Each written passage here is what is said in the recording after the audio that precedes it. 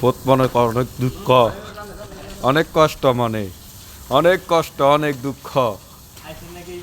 প্রবাসে আসছে 4 লাখ টাকা 5 লাখ টাকা খরচ করি গাড়ির ওয়ার্কশপের বিষয়। এখন দেখতেছে হ্যাঁ বুরুষ।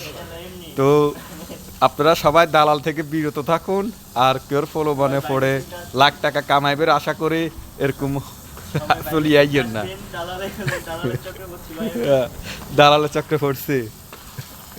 আর হ্যাঁ, তোমার কিছু বলার আছে? হ্যাঁ, খেয়াল করে আসবেন কি বিষয়। হ্যাঁ, দালাল চক্রে পড়া যাবে না, দেখছেন।